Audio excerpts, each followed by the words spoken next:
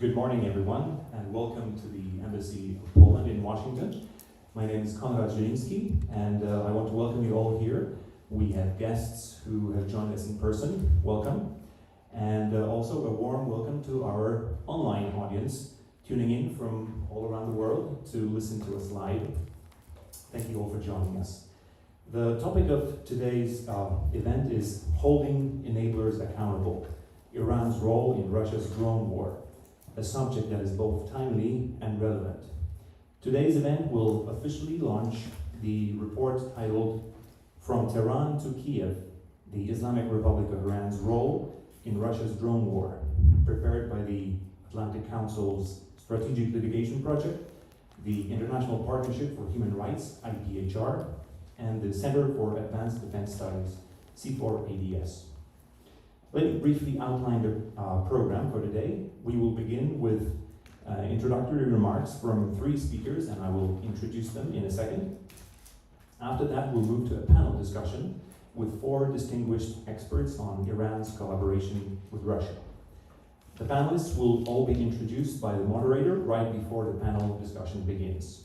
And we will close the discussion with enough time for Q&A. So with that, it is my pleasure to introduce our host for today, Deputy Chief of Mission, Minister Counselor Dorota Markiewicz-Demke.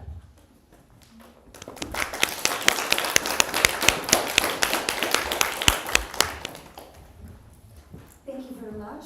Ladies and gentlemen, welcome. We are happy to have you all here, and thank you for joining us online. We are very glad to partner with the Atlantic Council's Strategic Litigation Project, the International Partnership for Human Rights, and the C4ADS to launch this report, which I believe is of timely relevance to the continued Russian-Iranian cooperation during the Operation Epic Fury. But the findings of this report that we will discuss today take us back to the early years of Russia's invasion on Ukraine.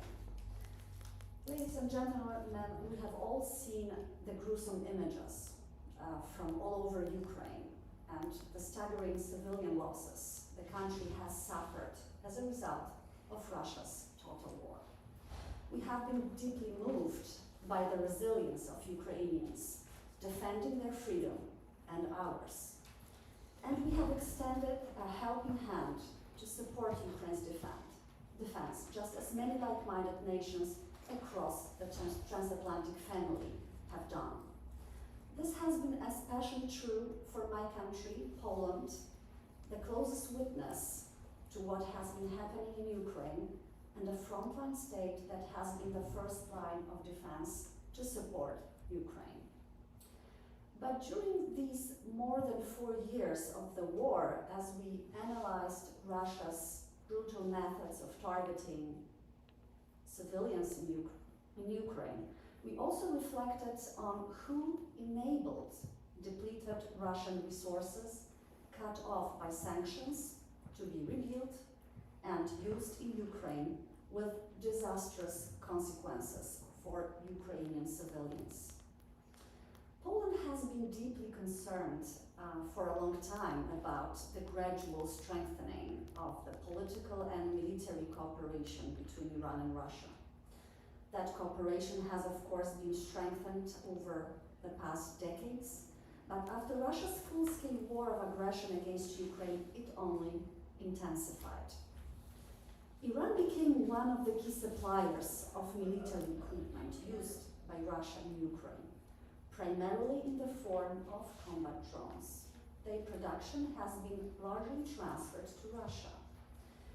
As we observe the ongoing military escalation in the Middle East, the reality clearly demonstrates that the issue of Shahed-style drone technology is no longer limited to Ukraine or Europe, but it has evidently become a global concern. Today, both Europe and the Gulf states can see firsthand the dangers posed by Shahed-style drones and similar technologies.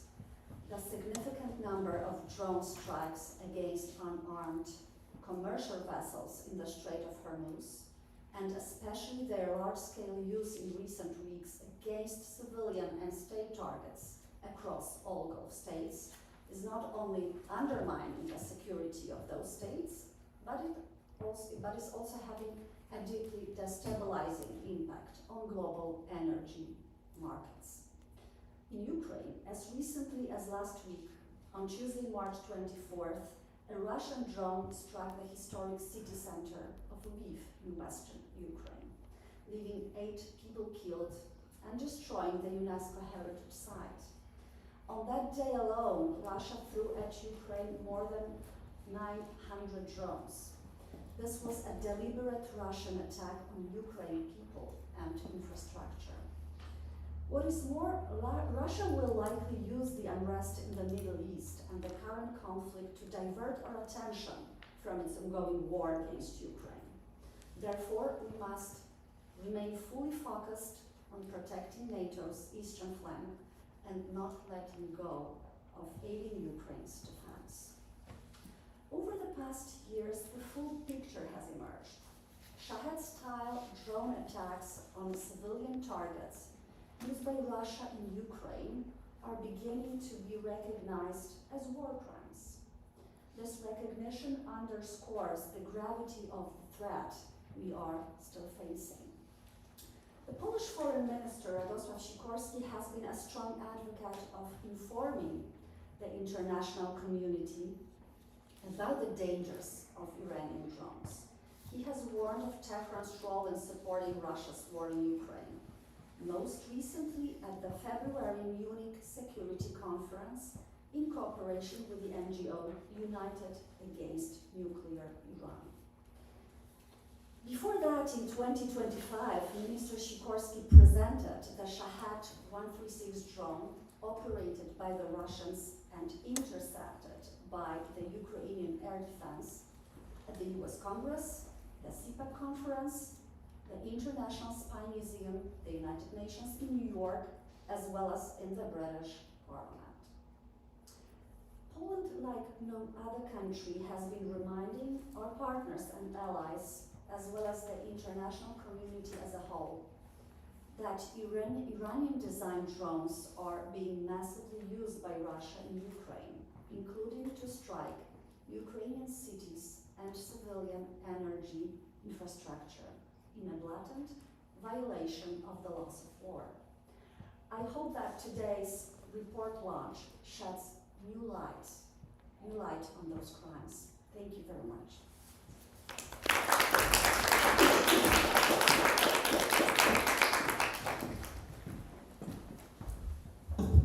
Thank you. It is now my pleasure to introduce our second speaker, Daniel Roth, Research Director at the Counter-Extremism Project. CEP is a non-partisan international policy organization formed to combat the growing threat from extremist ideologies. Director Roth will deliver remarks on behalf of Ambassador Mark Wallace, the CEO of the Counter-Extremism Project. Director Roth will be joining us through Zoom. The floor is yours.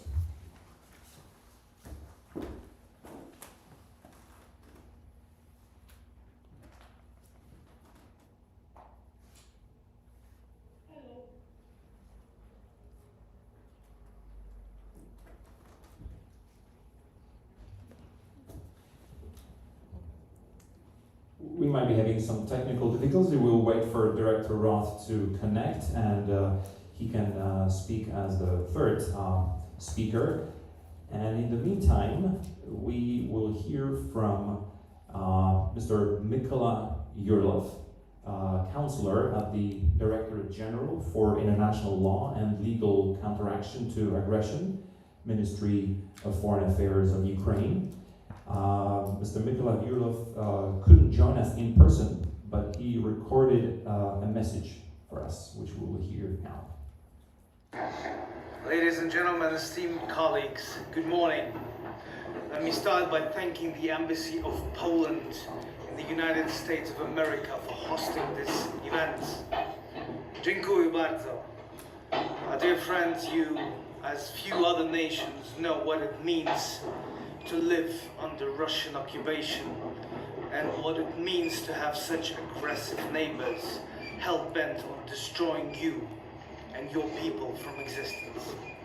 I would also like to thank the Atlantic Council's Strategic Litigation team, as well as the IPHR and C4ADS for this excellent report outlining the involvement of the Iranian regime in the crime of aggression, atrocities, crime against humanity and war crimes committed by the Russian Federation against Ukraine.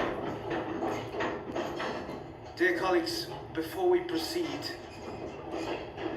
with the legal discussions, I would like you to close your eyes for a moment and imagine what an ordinary life of Ukrainians is like during these hellish years. You come home, which is without power, electricity and heating. You take your child in your arms.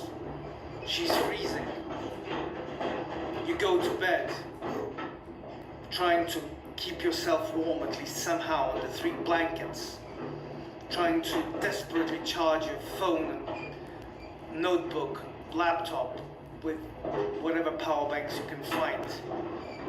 And then you hear the air raid alarm again. You have a choice whether you stay in your bed praying that this time the drones will not hit your home, or head for shelter out there in the cold again.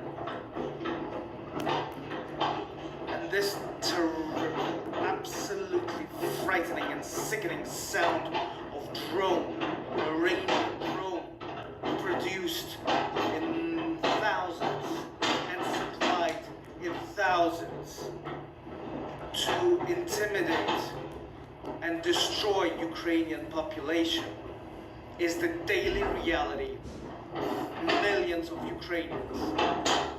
This is why this report is so important.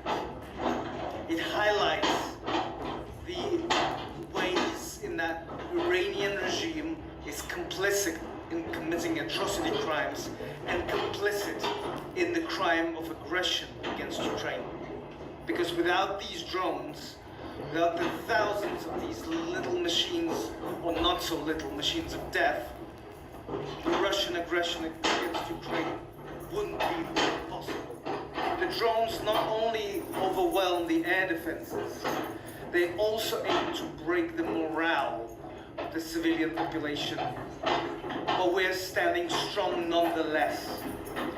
And we are fighting even more resilient on all fronts. The military front, with our brothers and sisters in arms, are defending against Russian aggression. And in the legal realm, where we are building the mechanisms for international accountability, such as the Special Tribunal for the Crime of Aggression and the International Compensation Mechanism, as well as we coordinate our efforts in the International Criminal Court and through national and international investigations of war crimes, crimes against humanity, and genocide. This report is especially important because it can be used as evidence in those investigations, and it can shed light on the way that the Iranian regime is engaged in the aggression against Ukraine. I would like to thank once again the authors of this report for their excellent work, and call upon all of you to take this into account. Because today it is us, Ukrainians, and tomorrow it can be you. Act now, act decisively, and punish the perpetrators of these crimes so that you do not fall prey to them if you lose. Thank you, dear colleagues.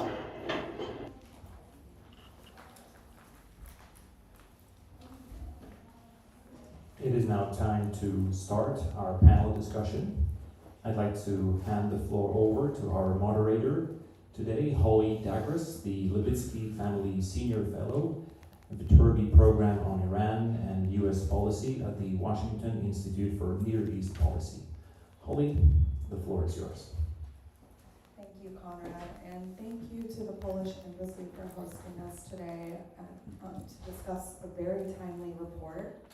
I'm really honored to be sitting with authors of this report and people that have contributed so much to this discussion through their research and writing over the years. To my left is Anastasia Donets, the lead of the Ukraine legal team at the International Partnership for Human Rights. And then we have Alan Maggard, the senior analyst at C4ADS. And then Maya Nicolás, the associate director with the Atlantic Council's Economic Statecraft Initiative, and Celeste Kimiotek, the senior staff lawyer at the Atlantic Council's Strategic Litigation Project. Before we begin, I thought it would be useful to give a mini overview of Russia-Iran ties, just to give you a sense of why we are here in this moment. Believe it or not, there is a deep distrust of Russia and Iranian collective memory, and it starts in the 19th century with the signing of the Treaty of Turkmenkrai in 1828. And basically, what happened was that Qajar's Persia had ceded territory to Tsarist Russia. And then later, in the 20th century, we had the Soviet occupation of Iran during World War II in the north.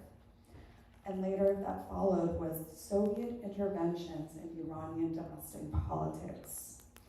And finally, more recently, in the 21st century, we saw, and this might come as news to some of you, that there was actually Russian opposition to what became known as the Iran nuclear deal, or the Joint Comprehensive Plan of Action.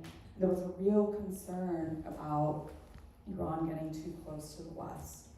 But in the end, the Russians got what they wanted, and the Trump administration in 2018 withdrew from the JCPOA, and because the Europeans were not willing to help them circumvent sanctions that were reimposed by the United States, they started what became known as a look to east policy, and that meant that they were going to get closer to China and Russia. So ties grew with Moscow, especially in the security realm, but what really brought them closer together was the Russian invasion of Ukraine in 2022, and it became a partnership of necessity.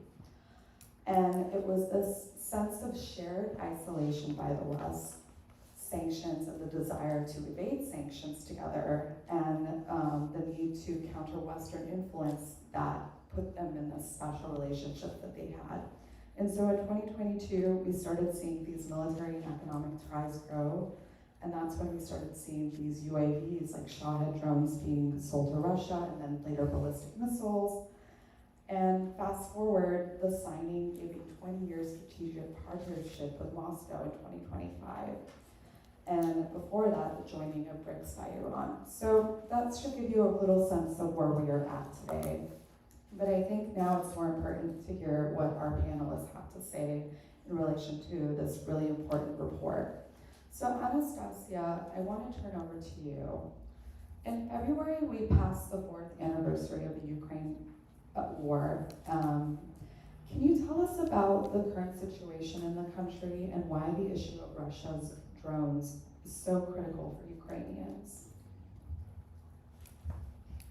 Thank you, Holly. And first of all, I want to thank our colleagues at the Embassy of Poland for hosting this important event, and to my colleagues at Strategic Litigation Project and C4ADS for working on this report together. It has truly been a pleasure, and we had no idea how timely the topic of Russo-Iranian cooperation would be being here today in the middle of Operation Epic Fury. But back to Ukraine. The issue of Russian drones is critical because, as my colleague Nicola outlined, and as the author said today as well, Russia uses these drones to inflict terror upon civilians, but also to inflict maximum civilian harm. And this is something that Russia could not have done with only missiles. It tried to in the beginning of the full-scale invasion, and it started running out of missiles. because they are too expensive, they are too precious, and too limited. And this is when Iranian drone program came to Russian rescue, and ever since, Russia has been able to attack Ukrainian civilian cities with hundreds of Russo-Iranian drones on, and I'm not exaggerating, on a daily or rather nightly basis. There has hardly been a day without Russian drone attacks, and it really started since October 2022 when Russia started using these drones en masse, specifically against civilians and civilian buildings in Ukraine. For the last 4 years, the UN monitoring mission has been documenting ever-growing civilian casualties in Ukraine, and 2025, according to the UN monitoring mission in Ukraine, has been the deadliest year for Ukrainian civilians since the beginning of Russian full-scale invasion. And it has seen a 65 increase in civilian casualties compared to the previous year. And all this started happening last spring and summer when the current Trump administration was trying to broker a peace deal with the country that was killing Ukrainians at scale in Ukraine. Moreover, this past winter, as again Mykola already alluded to in his pre-recorded remarks, Russian aerial attacks have caused the worst energy crisis in Ukraine's modern history, and it endangered literally millions of Ukrainians who were facing freezing to death in their homes this winter. By the end of January, Ukrainian government was openly calling the energy situation in Ukraine dire, and several regions announced state of emergency because of the critical drop in their capacity to produce electricity and heating. Ukraine reported that by now there are no power plants left that have not been attacked by Russia. In total, just in these past 3 winter months, Ukraine has sustained 19,000 Russian drone attacks, which means on average as it's 200 drones per night. These attacks caused days-long blackouts in entire towns and neighborhoods, and all this was happening amid an exceptionally cold winter in Ukraine, with temperatures dropping as low as -22 Fahrenheit, and civilians literally freezing in their homes under, as Mykola was saying, under several blankets and trying to keep their kids warm. Maybe talking about the situation in Ukraine now, I want to offer just one last remark. On the 27th February, there was a conference about Ukraine at Harvard Kennedy School, and I attended. And the keynote remark was delivered by a former Minister of Foreign Affairs, Dmytro, who came from Ukraine to offer these remarks. And the first thing he said was, "It's almost March, and we survived this winter." So I think that sums up what the situation in Ukraine is as of March 2026. Ukraine survived the winter. Thank you so much. Alan, I want to turn to you. Can you walk us through C4's investigation into Russia's enablers, in particular your findings on how the Islamic Republic supported Russia?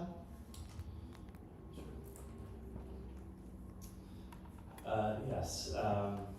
So some of this is going to be, it's not news that Iran transferred this drone technology to Russia for localization, but I want to take some time to kind of go through the evidence that we came across to kind of drive home what that looked like. And there's still some ambiguity as to what happened, but we do have high confidence that these transfers took place. Again, no surprise, but I want to unpack what that looked like. So in addition to supporting this report, we did a report a few years back, Airborne Access, looking at some leaks from an Iranian company called Shahed-style, has ties to the Iranian Ministry of Defense, Iranian Revolutionary Guard Corps.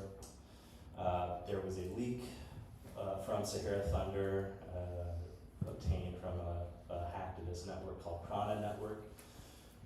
We reviewed about 10 gigabytes of leaked materials from Shahed-style using a large language model which we developed internally.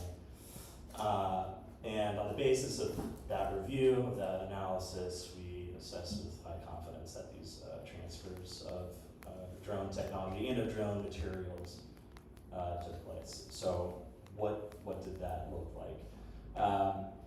there is actually some evidence which we did not use in our report and didn't include in this report, and so I want to get into this. I don't know that it's been publicly reported, but it's in these Sahara Thunder leaks. There's a memorandum in Russian from the leaks describing sort of itinerary for a visit made by representatives of the Al-Buga, the Special Economic Zone in Russia's Tajikistan region. The itinerary states that the visit would take place between April 4th and April 8th, 2023, and that last date, April 8th, 2023, is very important. So the itinerary states that the visit would result in Sahara Thunder transferring technical documentation, flight operation plans for the Shahed drone to the Al-Buga Special Economic Zone. And there's not really a whole lot of other information in the Sahara Thunder leaks themselves as to what the outcome of this visit was. There is, however, a separate set of leaks from an Iranian airport services company called Safaran. The Safaran leaks contain, among other things, a flight manifest describing a flight out of Tehran to Moscow's Domodedovo airport. That flight took place on April 8th, 2023.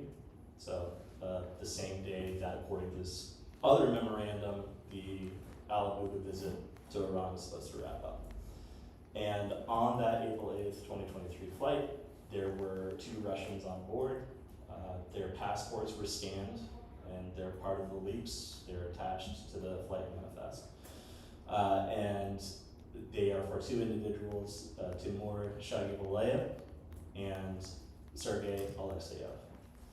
We took the passport numbers, because again, these are scanned versions of their passports, ran them against our own internal Russia data lake, and were able to match up the birthdays, the first name, patronymic, last name, passport numbers to these individuals' Russian tax identification numbers. We ran those TINs against Russian social pension fund data and found that Shahed-style and Alexeyev were employees of Al-Buga.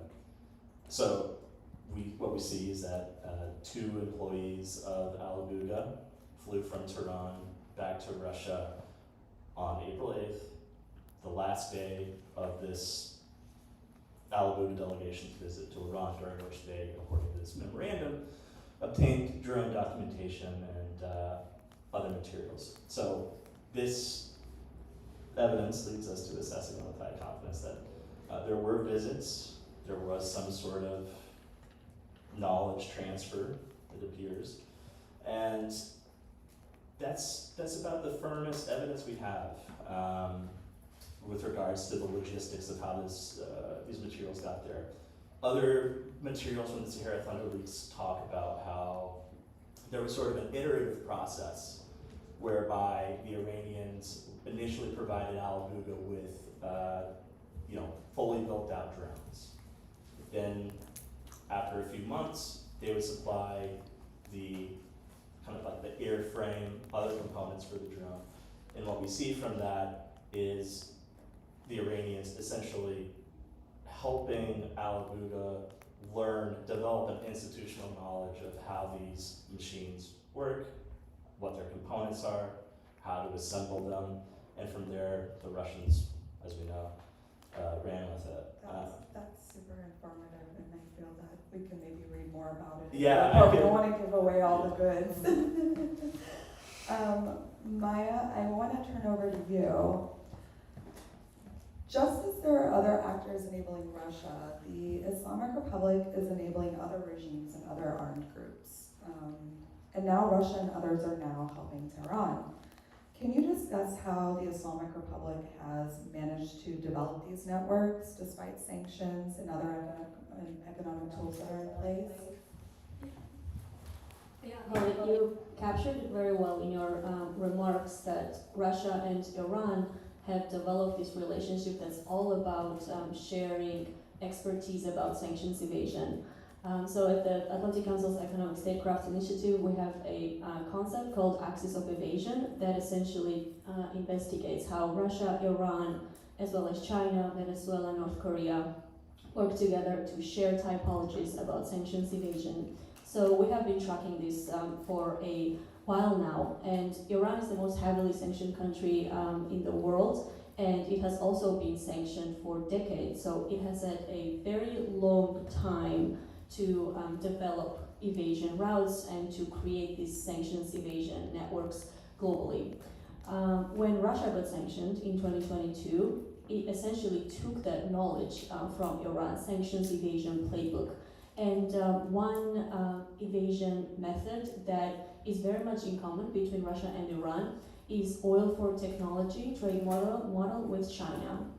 So China has been importing 90% of Iran's sanctioned oil and then exporting technology to Iran. When Russia gets sanctioned in 2022, it sets up essentially very similar economic relationship.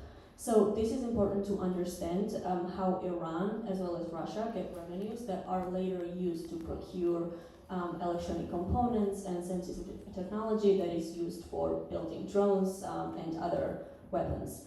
In terms of other networks, so whenever we see designations of entities and individuals by the Treasury Department, they tend to be located in Hong Kong, in the UAE, and more recently in Turkey. So if you think about Hong Kong and the UAE, these are global financial hubs, and in order to attract international business and companies, they have more relaxed regulations, and that's by design to be attractive to international business. Unfortunately, that is also attractive to illicit actors, including Russian and Iranian sanctions evaders. So, to answer your question in terms of how Iran has been able to develop these networks, it's a combination of existence of permissive jurisdictions and also the fact that buying components to build UAVs and Shahed drones, they are not very expensive. So when these components are being bought by, say, a company in Iran, by a company in Turkey that's actually procuring it on behalf of sanctioned Iranian drone manufacturer, in the global financial system, those transactions are more difficult to spot because they are just cheaper and usually they don't cause the type of alerts. So essentially this combination of permissive jurisdictions that either lack capacity or political will to enforce sanctions against these entities and individuals, coupled with the specificity of the drone components, I think those are the factors that help Iran as well as Russia procure this technology. Thank you, Maya. I think it's important to talk now about the international criminal law aspect. So I'm going to ask you, Celeste, under international criminal law, how can Iranian officials be held liable for Russia's military actions? Thanks, Holly.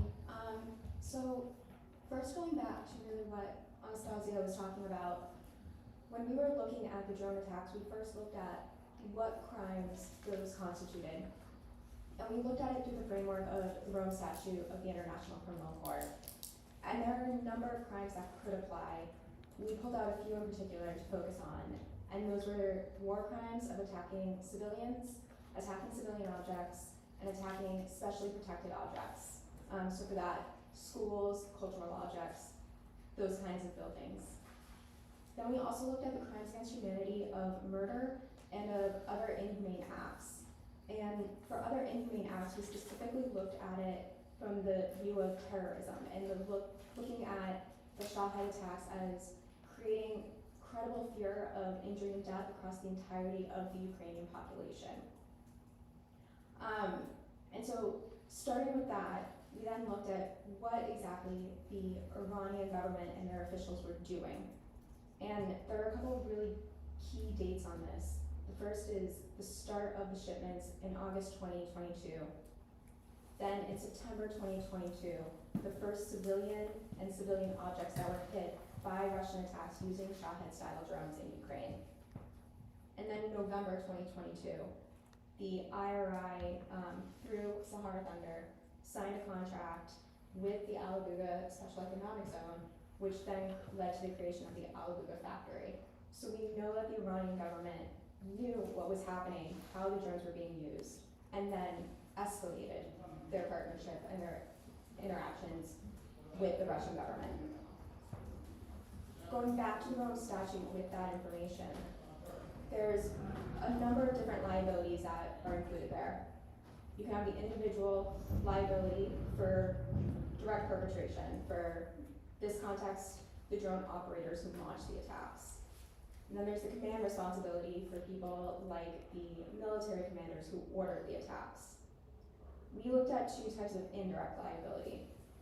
First is aiding and abetting, and the second is contribution to a common plan. Aiding and abetting is the higher of the two. It requires that whatever contribution is made has at least a causal, or for some courts, a substantial effect on the commission of the crime. And the perpetrator has to mean to engage in the conduct and be at least aware that the consequence being the crime would happen in the ordinary course of events. They also have to have acted with the purpose of facilitating a crime. And we really thought that and continue to think that the IRI's actions fall well within that. They, first of all, had a very substantial effect on the use of these drones. Before they were shipping the Shahed-style drones, Russia did not have the ability to get past the front lines to attack civilian objects. So these Shahed drones really changed the Russian military's ability to even hit civilians within the heart of Ukraine. And we know from not just the timeline that they knew what they were doing, but there's also evidence that the IRI was changing and modifying the drones they were giving to Russia. One organization was able to look at the drones themselves that were downed. This is conflict armament research. And they found they were modified to be particularly effective against civilian objects as compared to military objects. And that if they were modifying them to be really effective against military objects, they would have changed them differently. So we know from that the Iranian makers of these drones could see how they were being used and meant to give drones that were being used for these purposes. And that kind of brings us to the last one, which is contribution to a common purpose. And for that one, you need a common purpose. And we assessed that one option could be the ongoing invasion of Ukraine that encompasses all these different crimes, including the targeting of civilian and civilian objects. And that one you need significant effect, intention to contribute, and knowledge of the group's intention. And again, we think all of these factors very easily make those thresholds, which means that any of the individuals who are involved in the procurement could be held liable under these theories. Thank you, Anastasia. Thank you, Celeste. I was going to go next to Anastasia. So, drones are, of course, only one piece of Russia's broader campaign of aggression. Can you speak about how Russia modified the drones and about how the drones fit into their various tactics to target civilians? Thank you, Holly. And Celeste already has touched upon it because it's a crucial question for inferring intent. As we know, we do not know the classified information about Russian decisions to target specific targets within Ukraine. The only way we can infer that Russian military officials actually intended to target Ukrainian civilians and inflict harm upon Ukrainian civilians is through looking at patterns of attacks. It's through looking at specific weapons that have been used. And to Celeste's point that she made earlier, the way the initial Shahed's specifications were set and the way they were modified shows that Russian and Iranian developers did not try to make these weapons effective against military objectives that can lawfully be attacked in armed conflict, but they made them deadly against civilians. And there are several specifications that are very important for making this conclusion.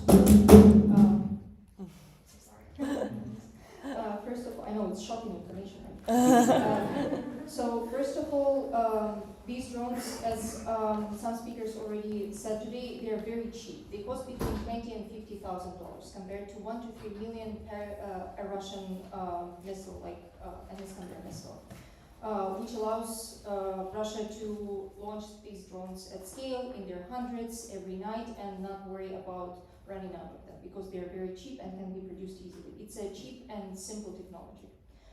Second, they're very long range. They can cover up to 2,000 kilometers. And I had a little map prepared for that. Next slide, please. Next. Yes. So these are just 144 attacks that we looked into for this report, and these are attacks against civilian and civilian objects. And in this map, you can see everything that is highlighted in red or pink. It's the attacks that we documented in different regions, and you can see that they span all the way from Kyiv in the very east to Lviv in the very west. Next picture, please. And as Dorota mentioned earlier in her contribution, this is the attack from last week on Lviv that claimed 8 civilian lives and destroyed a building that is UNESCO heritage. You can see it burning in the background. This was a Shahed attack with hundreds of Shaheds Russia launched against Ukraine. So this is one thing. They're very long range, they're very cheap, so Russia can just flood Ukraine with this Shaheds. Second important point is that they are very slow and very noisy, which makes them an easy target for Ukraine's air defense. They're very easy to shut down, and Russia and the Shaheds that do reach their targets do so not because they're hard to intercept, but because Russia is flooding Ukraine with so many of them that some of them just leak through Ukraine's air defense. And last crucial point is that they have a very small payload. Their payload is like 10 to 50 kilograms, which is nothing in comparison to big Russian missiles that have a much higher destruction capacity. And this is important. Next slide, please. This is important because Shaheds are not effective against fortified military targets like military bases, but they are extremely effective against so-called soft skin targets like civilian buildings, alive people, energy infrastructure. And this is one of the first attacks that Celeste was mentioning, how Russia started deploying Shaheds in early fall 2022. This is one of these attacks in the middle of historic Kyiv downtown, destroying part of the building with just one Shahed hit. Last important point that I want to make about modifications, that none of the modifications fixed Shaheds being slow and noisy. They can still be easily intercepted by Ukraine's air defense. None of modifications made their strike capacity bigger. What they did is to make them less visible at night. They added black coating to them. They increased their capability of navigation, making them more precise. And the most important thing that Russian and Iranian developers did is they equipped Shaheds with payloads that can increase civilian harm, including shrapnel-loaded warheads. It's like tiny metal fragments that can penetrate human body, but again cannot penetrate fortified military objectives. It's just to increase civilian harm. That's really informative, and I really appreciate the visuals because sometimes we forget that it's not just people, it's UNESCO heritage sites, so thank you for the explanation on that. Alan, over to you. What challenges do you face in finding and analyzing information in these situations, particularly in the context of the Islamic Republic and Russia? I'll try not to go on too long. I could talk forever about this. We're dealing with leaked records, and so there's a few considerations. We don't take the materials at face value. We think about what were the leakers' priorities. It could be the case that they're only leaking what they want the public to see, and then maybe other materials are holding back. We have to kind of assume they're incomplete, and we always caveat our analysis accordingly. In addition to that, how do you know what's in a leak is actually genuine? You have to, do your best to try to validate it against other sources of information, which I think in this case we managed to do for the most part for our airborne access report specifically. Being at the mercy leaked documents, just it introduces a lot of uncertainty into what is already a very uncertain enterprise analysis. With that being said, I do think that there are other leads to explore in the Sahara Thunder leaks with regards to the involvement of individuals in facilitating these transfers. In terms of liability, that's something that I'm not equipped to speak to. I'm not a lawyer, but I think there's still a lot of work to be done in terms of identifying those people who are responsible and holding them to account. Well, thank you for that. Maya, so my question for you is, how are states adjusting their economic approaches in light of these networks? And what are some of the changes that you think are necessary to better address these actors? Yeah, the US as well as EU and UK have been sanctioning this networks for several years now. The United States has been leveraging the so-called secondary sanctions. So Iran is the target of secondary sanctions, and what it means is entities and individuals in third countries that are not target of sanctions. If there are individuals in those countries that are helping Iranian companies evade sanctions, then they could become the target of primary sanctions. So that has been one of the main ways that the United States has been dealing with this evasion networks. At the couple months ago, Treasury, Commerce, DOJ, and State Departments they issued guidance for global industry in terms of how to spot evasion typologies. So, for example, if a company is trying to process a transaction and that company has no online presence, that could be connected to the sanctions evasion and sanctions activity. So this type of guidance for the industry has been published several times, but here we get to the point of why would it be in the interests of those other jurisdictions to help the United States in sanctions enforcement against these networks? And I think here it's important to explain, right? Why is it harmful for them, to allow Iran to procure those technologies? And I think we had a unfortunate and painful lesson of the Iran war and the UAE and Turkey being targeted. UAE and Turkey were actually among top trading partners of Iran.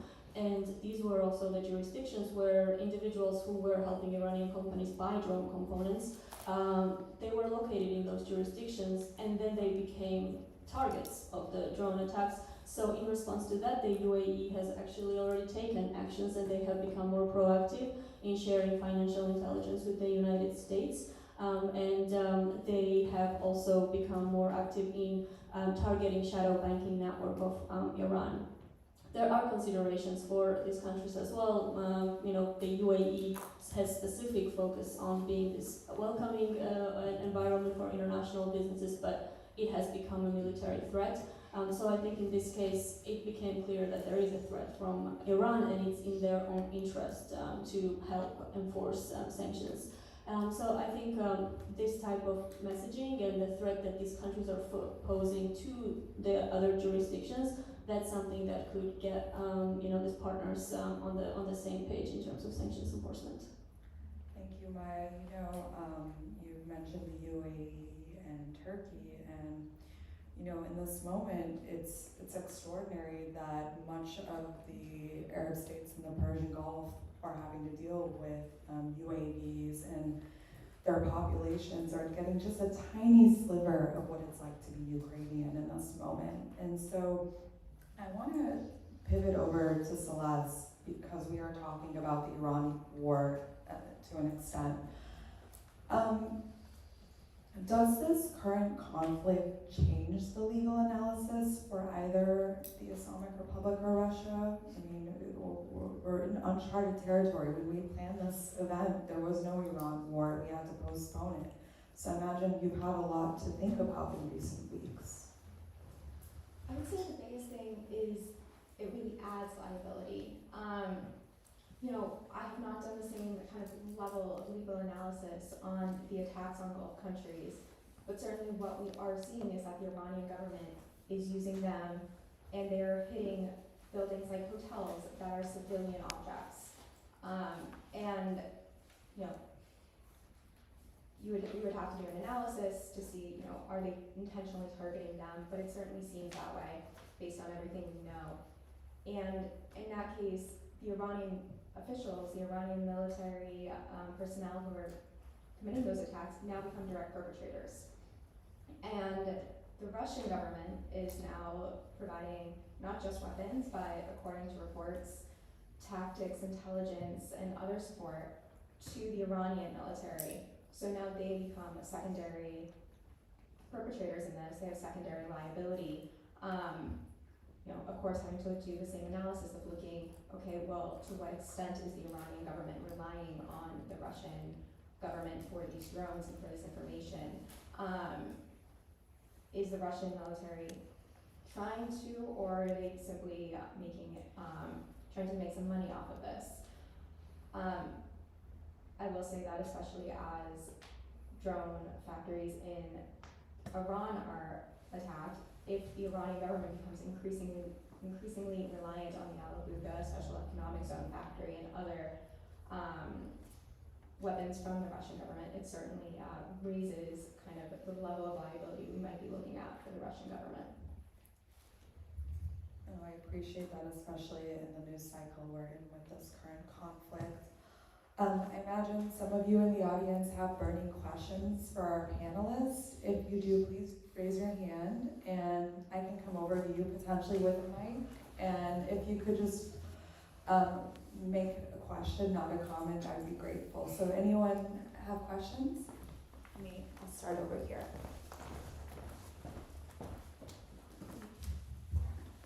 Thank you all for your wonderful remarks. I think one of my biggest takeaways from the panel is that Iran has not only shared information and knowledge with Russia, but it's enabled Russia to sustain its own production. I'm wondering, what can the US and other actors do to target Russia's production once it's already been indigenized? Please give your name and title. And I'm Emily Azrati, and I'm a young global professional with the Atlantic Council's Economic Statecraft Initiative. Anyone want to tackle this question? Sure. Thanks, Emily. So one of the challenges of enforcing sanctions and export controls on drone against companies that are producing drones, it is precisely that once it has been localized, then it becomes difficult. It's already, Iran has had that localized production for years and years. Then, as we mentioned, it has helped. Russia also localized 90% of its drone production, so it becomes difficult at that point. And we have similar challenges when economic tools such as export controls become less effective. Once there is no movement, international movement of components or financial transactions.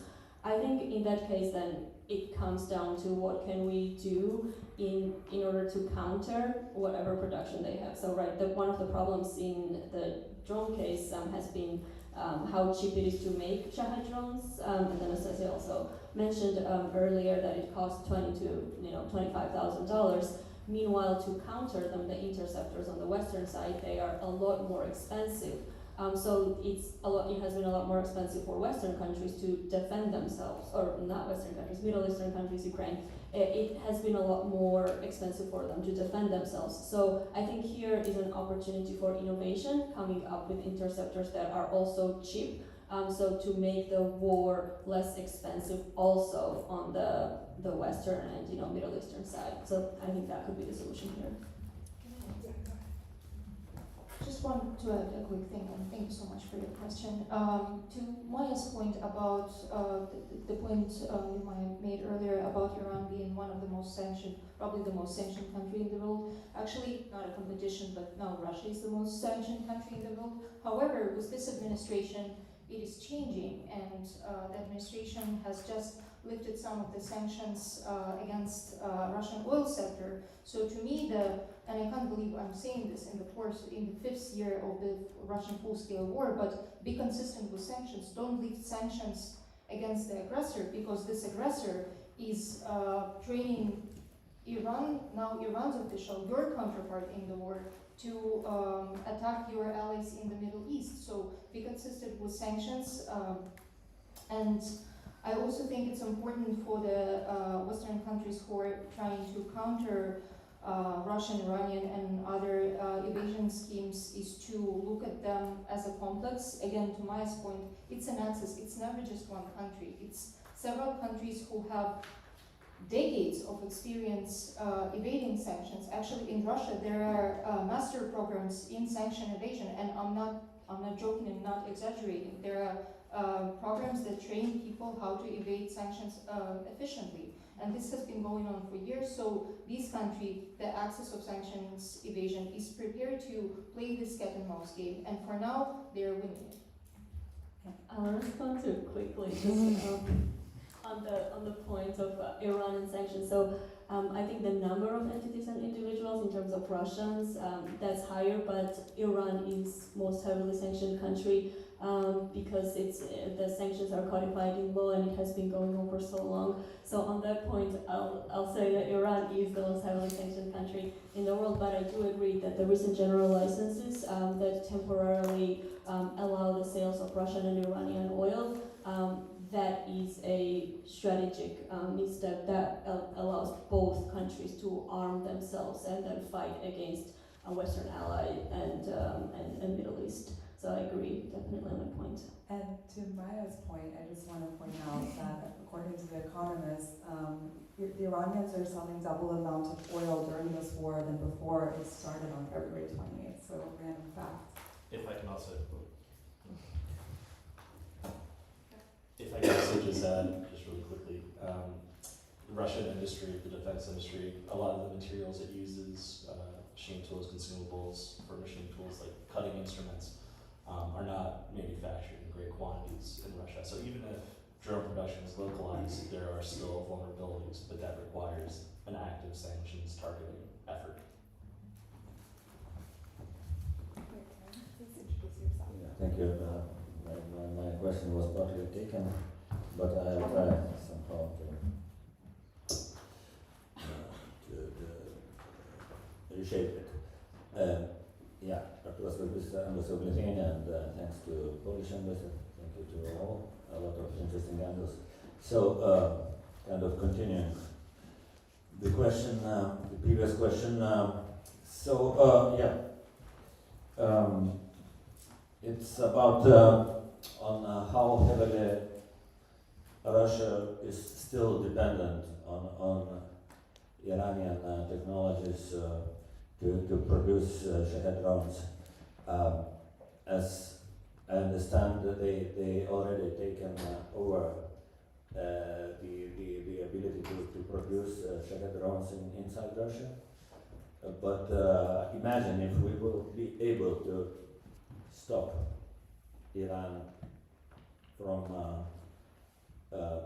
assisting Russia from supplying it with technologies, with the materials and all the things related to drone production.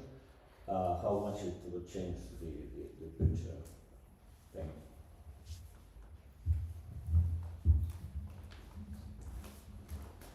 I would say we're a little bit too late for that, because now Russia is helping Iran in its Shahed drone production. Russia is actually supplying actual drones to Iran, as Les was saying. Russia is also supplying targeting techniques that Russia honed in Ukraine for 4 years, the way to maximize civilian harm. The swarm attacks against specific civilian buildings, such as hotels and high-rise apartment buildings. Russia is already exporting all of this knowledge and expertise it got in Ukraine, killing Ukrainian civilians, to Iran, so that Iran can kill civilians in Middle Eastern countries. So I would say stopping Iran-Russia cooperation is a little bit too late. As Oli mentioned, they just signed a strategic agreement that will last for years. And again, as Oli was saying, the international isolation that the international community put Russia and Iran in have brought them closer together. So, in my opinion, the way the Western allies can try to react to it now and mitigate the damage would be to increase sanctions, and that needs to be consistent. And that needs to be a whole range of industries that sustain Iran's and Russia's war effort. First and foremost, oil. I concur with Anastasia. It's too late. The plant is set up. The equipment is there. If you look at some of the diagrams from the Al Buda leaks, they had the plant layout and the equipment they need. They already had that inventory, and so it's there.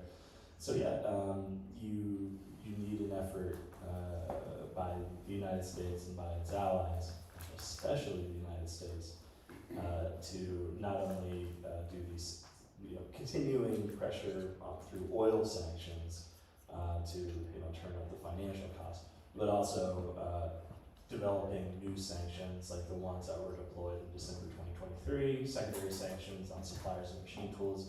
That needs to be expanded now. The machine tools, all that industrial equipment, it's already in place and it's already in inventory from distributors. The key now is to expand secondary sanctions, not just on oil, but to combine that with secondary sanctions on things like cutting instruments, machine oil. It's not going to stop that stuff from getting to Iran or to Russia. It will make it more expensive though. So that combined with oil sanctions raises the cost of doing business. It's, there's a lot of work that needs to be done in that area. Yeah, I agree with Anastasia and Alan, and then in addition to that, export controls enforcement. So that has not really been getting much attention in the past year or so, and in this context, addressing the China problem is very important. So there is something called affiliates, a rule that the Commerce Department's Bureau of Industry and Security was going to adopt, and that would essentially address the major loophole, which is that subsidiaries of Chinese companies that are on the Commerce Department's entity list tend to continue essentially the activity that undermines U.S. export controls enforcement, and that's it has been postponed for 1 year, which will come up in November. But essentially, export controls enforcement that has not received as much attention as it should, and export controls are directly targeting sensitive technologies, movement problem.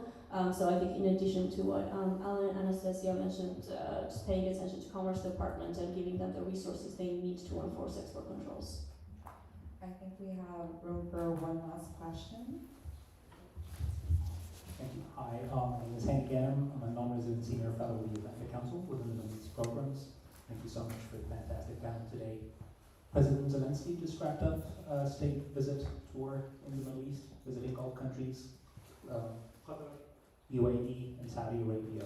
There were lots of talks about defense sharing knowledge when it comes to defense capabilities in the Gulf. But my question primarily has to do with economic statecraft, if you don't mind, Maya. Do you see Ukraine pushing, especially countries like the UAE, to crack down on sanctioned circumvention corridors, especially Russian sanctioned circumvention corridors, given the newly formed alliance that's happening here? Yeah, I think there's definitely more room for maneuvering now. In the Iran case, it became very clear that UAE has become the target, right? I think emphasizing the point about network and how Iran and Russia are working together, emphasizing that now Russia is helping Iran and then Iran is launching drone attacks on the UAE. So just really recognizing that Iran and Russia in this case are working together. If you are helping Russia, by extension you are helping Iran and vice versa. So delivering that messaging clearly to the UAE will be important. And I think in terms of Ukraine and UAE, there have been talks that, well, now they are, Middle Eastern countries and Ukraine are now natural partners because Ukraine has the expertise and the know-how, and so potential investments by Middle Eastern countries into Ukraine's drone and defense tech innovation that has been talked about. I think it is something definitely worth pursuing to just share the type of technology and knowledge that Ukraine as well as Middle Eastern countries need to defend themselves from Russia and Iran.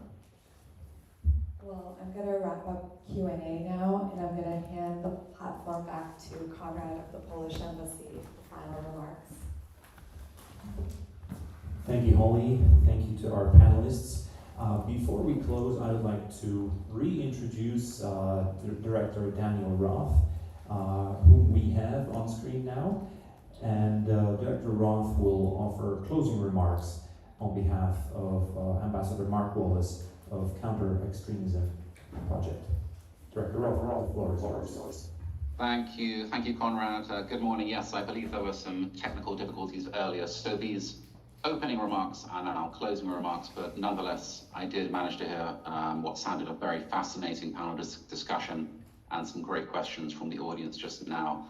I am Research Director at United Against Nuclear Iran, which is led by Ambassador Mark Wallace. Unfortunately, could not join today, but on his behalf, it is an honor to join you, especially here at the Embassy of Poland, a nation that has shown extraordinary leadership and moral clarity in response to Russia's brutal war against Ukraine. May I also say we are also very grateful for the special relationship with Prime Minister Tusk's government, and in particular Deputy Prime Minister Radek Sikorski and Ambassador Bogdan Klich, whom Ambassador Wallace is proud to count among his close friends. So what we are witnessing in Ukraine is not merely a regional conflict, it is a convergence of authoritarian powers, with the Iranian regime in particular playing an absolutely critical role. As your panelists clearly demonstrated, the Islamic Republic of Iran has become a key enabler of Russia's war, supplying drones which are used against Ukrainian cities, infrastructure, and civilians. These drones, the 21st century buzz bombs or doodlebugs, they are cheap, they are difficult to intercept, and they are devastating.